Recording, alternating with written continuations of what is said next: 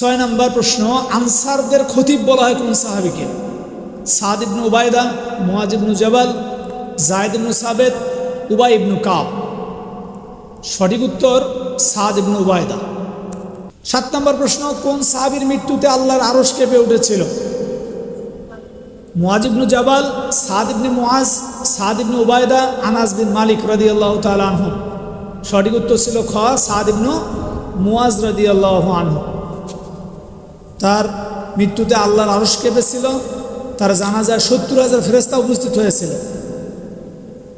8 নম্বর প্রশ্ন ছিল, ইয়াউমা তাবিয়াদ্দু উজুহু ওয়া তাসওয়াদ্দু উজুহ। সেই দিন কিছু কিছু চেহারা হবে উজ্জ্বল আর কিছু কিছু চেহারা হবে কালো, সাদা কালো। এখানে ইয়াউমা দ্বারা কোন দিন উদ্দেশ্য? ইয়াউম আরাফা, ইয়াউমুল জুমআ, ইয়াউমুল কিয়ামা, ইয়াউমুস সাbt। সঠিক উত্তর ইয়াউমুল কিয়ামা। কিয়ামতের দিন ইমানদারদের চেহারা উজ্জ্বল হবে আর কাফেরদের চেহারা হবে কালো। 9 নম্বর প্রশ্ন, উম্মতে মুহাম্মাদীকে কি জন্য বের করা হয়েছে? কুনতুম খায়রা উম্মাতিন উখরিজাত লিন-নাস।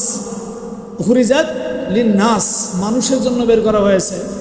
ক নম্বর প্রশ্ন ছিল সুন্দর সমাজ নির্মাণার্থে, মানব জাতির উপকারার্থে, মানব জাতির হেদায়েতের জন্য, নিজেকে জাহান্নাম থেকে রক্ষা করার জন্য।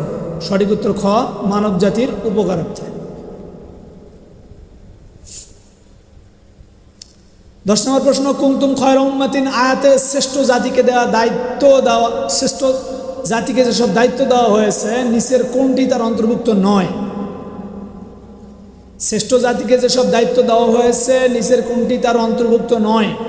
সৎ কাজের আদেশ, অসৎ কাজের নিষেধ, আল্লাহকে ভয় করা, আল্লাহর প্রতি ঈমান আনা। সঠিক উত্তর গ, আল্লাহকে ভয় করা। এখানে 3টা বিষয়ে বলা আছে। তো তুমিনুনা কি তা'মুরুনা বিল মারুফ ওয়া তানহাউনা আনিল মুনকার ওয়া তুমিনুনা বিল্লাহ। এই 3টার কথা বলা আছে, আল্লাহকে ভয় করার কথা এই আয়াতে অন্তর্ভুক্ত নাই। সঠিক উত্তর গ।